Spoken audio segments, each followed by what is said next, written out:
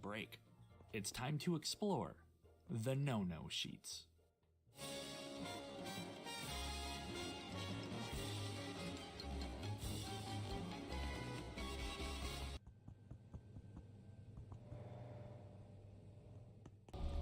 Do what you gotta do. Put me in the Parawiggler. Director Wes Archer. The interview features Archer's now famous image entitled Simpson No-Nos, giving the do's and don'ts of drawing character facial expressions. Don't draw characters cross-eyed, don't complete the circles for the eyelids, and don't make smiles pointy. Pretty mild stuff, but just the tip of the iceberg. These rules come from large style guides created throughout the 1990s, as the show was finding its footing. Style guides are references for animators, so they draw characters the same way every time. The entirety of the Simpsons style guides are not available to the general public, but bits and pieces have surfaced over the years. The Simpsons Production Art Twitter account has done a great job cataloging many of these sheets, as have books like Cartooning with the Simpsons and The Simpsons Handbook, Secret Tips from the Pros. Funny enough, many of the rules were penned by David Silverman himself, meaning he brought the bus stop characters into this world, and he helped take them out. When the 30th anniversary of Simpsons Illustrated arrived in April 2021, Wes Archer combined many of the no-nos into one drawing. The eyes in particular are unsettling, so let's start there. Lisa's eyes break one of the most fundamental rules. Don't draw cross-eyed characters. Characters can be drawn a bit wall-eyed, but never, underline, cross-eyed. Sorry, Quigley. This rule was established to prevent the show from looking like a cute Saturday morning cartoon. Drawing a character wall-eyed, however, is a staple of series creator, Matt Groening's, art style. Used less frequently nowadays, wall eyes are a simple but effective way to enhance a range of emotions, from confusion to excitement. Quoting a no-no sheet, The Simpsons do a lot of blank, vacant staring as stuff is being explained to them or done to them. The humor is often that you can't tell what's going on in their tiny little minds as events are happening, and then they react. Knowing the difference between wall-eyed and cross-eyed, we arrive at eye crime number 1. The bus stop has some rule-breaking pupils, though only partially. The shapes are nice and round, and the sizes check out. I learned that the pupil-to-eye ratio should be approximately 7:1. Too small, Bart believes in conspiracy theories. Too large, Homer's a buzzkill. You can spot large pupils all over the early seasons, before the ratio was codified. Sticking with the eyes, eyelids adhere to the original rule sheet, no circles. This was corrected sometime between layout and animation. The blinking, however, does not follow the standard 4-frame cycle. In the Simpsons universe, both the top and bottom eyelids should meet in the middle. Unless you're Milhouse. Nobody's like Milhouse. Though Silverman's original drawing gave a couple characters those special eyes. It's an unusual sight in Springfield. Almost as unusual as seeing more than 4 eyelashes per eye. Only 2 people at the bus stop have eyelashes, and they pass most relevant tests, though left's placement is a bit off. It's easy to overlook this attribute, even though eyelashes help define a character. For instance, Lisa and Maggie have their mother's lashes, but Maggie has fewer because she's a baby. When it comes to eye placement, I thought we had more rule breaking going on, but it was a false alarm. See, there's quote, a needling problem with eyes that annoys directors to no end. No one-point tangents. Either eyes overlap clearly or they are separated clearly, unless the character is wearing glasses. Well, these eyes are barely touching, and so are these. Then I kept reading. Do not pose them in this in-between drawing stage. In-between drawing being the key words. These one-point tangents exist only for a few frames of animation, when the characters are in between their standing and running stages. You would need to pause the show at just the right time to even notice. But we'll be coming back to these topics later. For now, we've covered the eyes, unlike this character's hair. Transitioning to the hair, and we have some major rule violations. Quote, do not design incidental characters that have these elements. 1. Hair and head the same, and 2. Homer beard line. In other words, don't out-Simpson the Simpsons. A couple people at the bus stop have Homer beards, and these two have their hair color matching their heads. There are even more broken rules if we include the bus driver and passengers, which we should, because the bus was meant to be studied. See, The Simpsons was often referred to as the first VCR television show, meaning that it debuted around time US adoption of the technology was booming. Crew members would occasionally hide blink and you miss it jokes in the show to reward those with the ability to pause. One of the very first of these freeze-frame Easter eggs is the Duff sign on the bus. You were encouraged to pause the show when the bus appeared. We can thank VCRs for replacing this simple shot of Lisa in the Season 1 opening credits with this sprawling shot of Springfield in Season 2. Back to the hair. This character's hair may not have always been head-colored. Silverman's original drawing gave him a different hairdo, something closer to maybe Kent Brockman?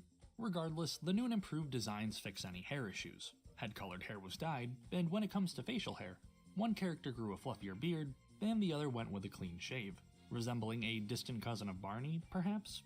Speaking of relatives, quite a few of Homer's family members share his signature beard line. And Krusty the Clown's makeup bears a resemblance because, fun fact, Krusty was originally planned to be Homer in disguise. This plan fell through early on though, and the makeup is a holdover. Fast forward to Season 7, and Lester and Eliza also look like they break hair rules, but they deliberately out-Simpson the Simpsons, so they get a pass as well. Most of the other hair rules I found are character specific, like how many loops are in Marge's hair, or how many palm leaves Sideshow Bob has. My takeaway is that hairdos are explicitly defined. Even seemingly messy hair, like Barney's, is constructed using 13 specific points. This squiggly hair doesn't look like it's following any particular criteria. The number of loops changes several times. Then we have the character on the right. Her hair gains great detail after a head whip. Who is this fine-haired pedestrian, you ask? Well, I don't know, but she reminds me of Mrs. Gross. Mrs. Gross was a planned Season 1 character who would have served as Springfield Elementary's grumpy crossing guard. She was supposed to make her speaking debut in episode 6, Moaning Lisa, but the scene was scrapped, and all that survives is the script. When Bart and Lisa go to cross the road and see oncoming traffic, they complain. Mrs. Gross hits them with a, "Don't tell me how to do my job." Underneath all that anger is a talented singer. Mrs. Gross was originally a performer in Season 4's A Streetcar Named Marge. This time, her character made it all the way to the animatic, but didn't make callbacks. She was replaced in the final animation. Missing the bus, once again. Moving on to the next section, can you figure out what's wrong with this drawing of Bart? Pause if you need to, it's subtle. The answer is the teeth. The drawing looks ever so slightly off because Bart's teeth are too vertical. They don't match the shape of his head. As far as we're concerned, there are 0 teeth at the bus stop. If mouth profiles were drawn with depth, we might be able to see something. And if we could see teeth, there are quite a few rules they'd need to follow. Teeth are emphasized all over the character sheets. When doing the teeth, you must have at least 3 lines in the smile. 4 lines is better than 3 is the minimum amount. Don't draw teeth too small, and only use sharp teeth when directed, like in Last Exit to Springfield for comedic effect. This sharp-toothed Homer from the Tracy Ullman Show was years before the rule was established. It also retroactively breaks 2 additional rules. 1, never draw a line through the teeth, and 2, no demonic expressions. In the words of David Silverman, the Simpsons are not deliberately cruel or cunning. They often do cruel, and sometimes cunning things, but they don't plan to, they just react. They don't think, I'll do this and get back at them, nyahaha. Their minds don't work like that. They're impulsive, reacting to the situation immediately, without premeditation. If you're wondering why this rule was established, look no further than Season 1, Episode 4. Let's look at a friendlier face. Okay, good. Happy Bart. Quote, stop doing this cutesy, curved up happy eyeball line. This ain't Don Bluth. If they're laughing, maybe it's okay, but nowhere else. It's a little too precious. Don't over-emote, don't overact. This ties in with Groening's whole less is more approach to animation. Quote, keep things simple. Lots of cartoonists who should know better add complicated details to their drawings that merely clutter things up. You can convey space, motion, and feeling with surprisingly few lines. The Simpsons is a masterclass in this. Just a few small line changes can drastically alter the tone of a drawing. And I can think of no better time than now to bring up the face. A face so polarizing it's no longer used. A face so noteworthy it comes with a disclaimer. Note, do not use unless instructed to by director. A face known only as Twisterhead. Twisterhead was used a lot in the early years of The Simpsons. While it was occasionally used as an in-between frame for fast head turning, it was primarily used by Bart emphasizing certain words. Twisterhead falls into the category of drawings known as accent drawings. Accent drawings aren't meant to be held very long, 1/12 of a second usually. They're brief, serving only to enhance an animation. Stretch Your Mouth is another accent drawing, and it too comes with a caution. We don't see many, if any, accent drawings at the bus stop. There are some exaggerated reactions, but nothing that looks like this. And that's okay. The fact so many accent drawings look unsettling is proof that the animators are following the rules. They're not overusing these. I'm reminded of this drawing by Jay Lender, SpongeBob SquarePants storyboard artist. For every one over-the-top expression, draw 100 normal expressions, at least. Twister Head would be phased out sometime around Season 8, coming back in Treehouse of Horror 25 when the Simpsons family meet their former selves. Continuing on with the bus stop faces, lips are well defined and not too pointy, with no signs of what is known as duck billing. Ears are drawn correctly, just the right amount of inner padding, and noses are positioned in usual ways. Cartooning with The Simpsons states pupils should not be hidden by the nose, but I'm hesitant to dock a point here. Guy just has a big nose. Large noses, or even pig-like noses for that matter, don't break the rules. Otherwise, Mo would need a rhinoplasty. Oh, they did that plot already? There are plenty more face-related rules, but they're not really applicable to the bus stop. Mostly because the characters never interact with one another. Like, there's this 30-page document just on how characters should look when talking to each other. Lip syncing's also an interesting topic, but alas, no dialogue. By the way, there's potentially a bunch of dialogue in the show that's gone undocumented. Lip readers, now's your time to shine. Quote, let's say you're dealing with a scene featuring characters standing in the distance talking. There's no recorded dialogue for what they are saying. They are too far away to hear. But now, we need to provide a bogus lip assignment for each character speaking. Here's your chance to write dialogue on The Simpsons. Now, for all we know, these background conversations could just be random mouth movements, but in theory, one might be able to approximate dialogue using the more detailed mouth charts. I'm curious what jokes animators hid in the show, if any, just not enough to reverse engineer it myself. Anybody? When it comes to clothing, I was hard-pressed to find rules. There's character-specific stuff, but no general guidelines, so I cross-referenced the Bus Stop Bunch against the characters listed on the Simpsons wiki, to see if there were any matching outfits. Plenty of characters wear open jackets with ties and dress pants. Silverman always envisioned this character with a large tie. I had trouble finding one so big, but radio host Birch Barlow's comes close.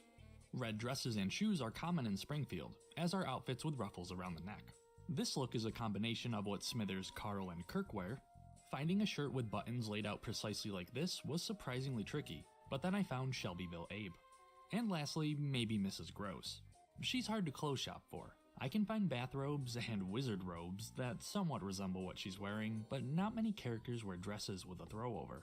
The best match might just be this woman from Principal and the Pauper, so while Mrs. Gross has rare clothing, it's not anything off-model or out of place. But the outfit is something you can only find in her closet, right beside the skeletons. Quote, underneath Homer is a thin guy trying to stay put. This bizarre exercise is to merely illustrate that all the Simpsons characters should be approached with human anatomy in mind. That is to say, they have elbows, wrists, knees, ankles, chests, rib cages, stomachs, and shoulders that rotate. You can build a Homer suit around this regular, well, somewhat regular, guy which will correspond to the key features of his anatomy. The anatomy of the Bus Stop Bunch checks most of these boxes, though the woman in red lacks elbows, resembling these gag drawings by Wes Archer. Nitpicks aside, Simpsons characters have always been drawn with rather realistic human anatomy and proportions. Even some of the ridiculous Season 1 background characters follow these body principles. However, if this character existed nowadays, his stomach would likely be solid, not as soft.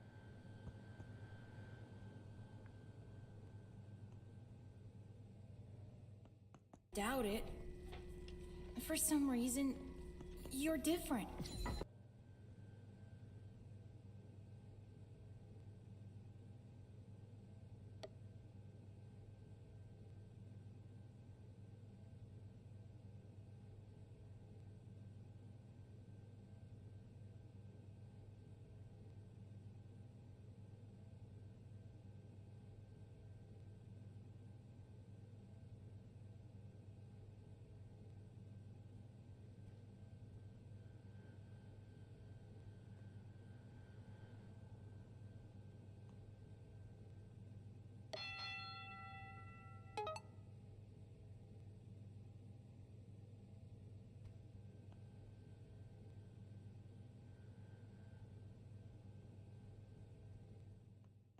were to note, you get another saying how good of a job the team is doing overall. Here's a note with both frustration and praise. Quote, "This layout is from the depths of hell. The nurse is fairly okay, though her perspective is a bit flabby. With Bart, however, the question is, what's right with this drawing? The answer, nothing. It's just plain old bad. And now, through the hands of a good artist, heaven is achieved. Eric Stefani redid the layout for me, and I went from heaven to heaven. Notice the clarity in form and perspective. Also note how the hand is rendered. The nurse's expression is improved as well. And now the punchline, this scene was cut. At least practice makes perfect, is what I would say until my research led me to another cut scene, the Squirrel House. The Squirrel House is an unused shot of the Simpsons house from Treehouse of Horror 5. Allegedly, it took artist Lance Wilder a day and a half to draw all these squirrels. It was animated, but cut from the final episode because the squirrels were difficult to see on standard definition televisions. The line art was too dense. Wilder didn't want his effort to go to waste, however, so he used this drawing on personal greeting cards. The takeaway here is, again, don't add complicated details to your drawings, be it human bodies or squirrel bodies.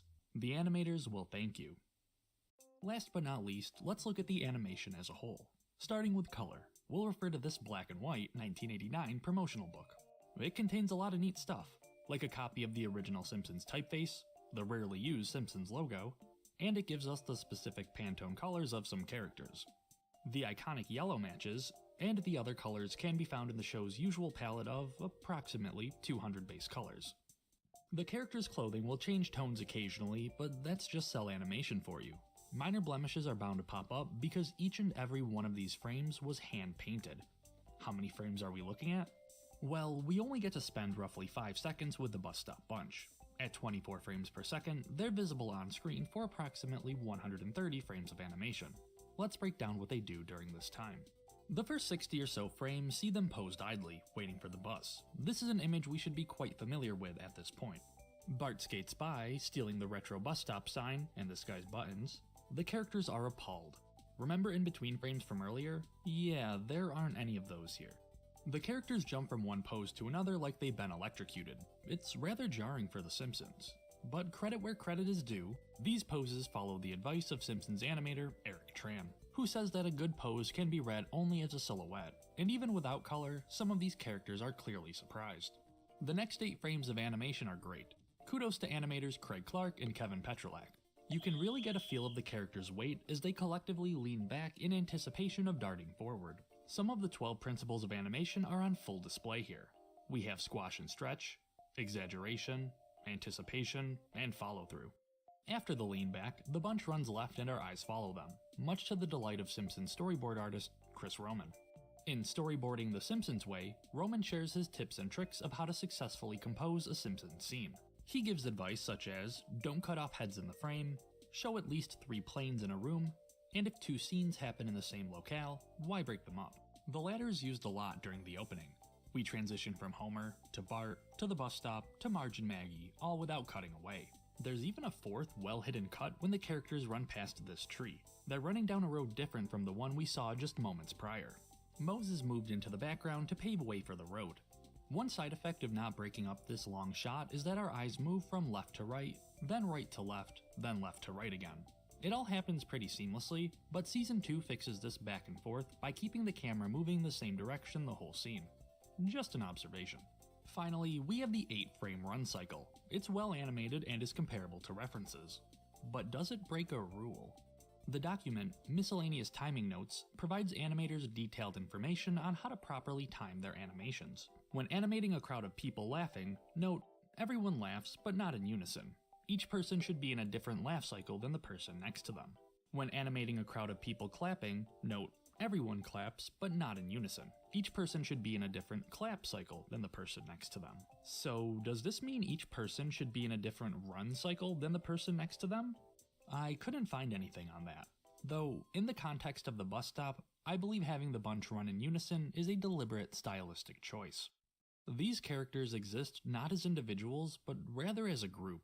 They stand still together, they act shocked together, and they lean back together. So it only makes sense they run away together. Out of frame, never to be seen again. I have to go now. My planet needs me. Our investigation into the Simpsons' missing bus stop has concluded. I hope you enjoyed this look into the show's style guides.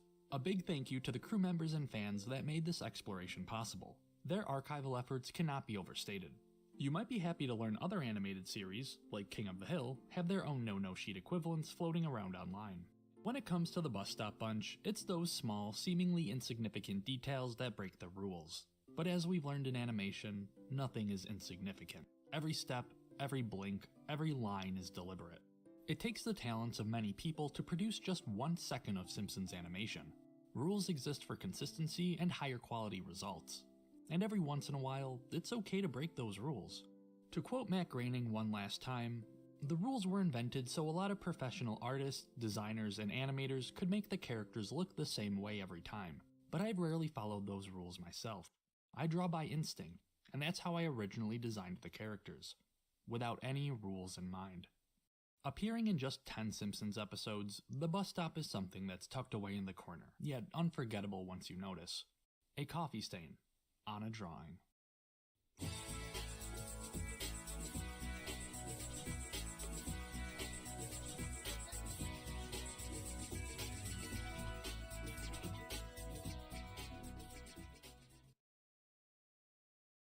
I love Pikachu. I'm so glad that Chris If only my stopped being heroes, alive Pikachu after and last Sonic, lecture. were That's like somehow when the together history in the Chris form of stopped, one there was no ultimate being. more I of just want to be that. clear, you Like, cannot like, post an image like, where you do Pikachu.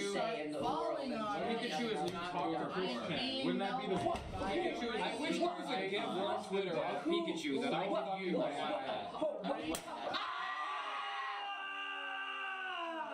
Hey everybody. Hey, what's going on? Thanks for coming. Thanks for graduating from Sonichu 101. I, Ben Saint, of patreon.com/Ben Saint, am here to give you an advanced lesson, Sonichu 102, Advanced Christery. Huh?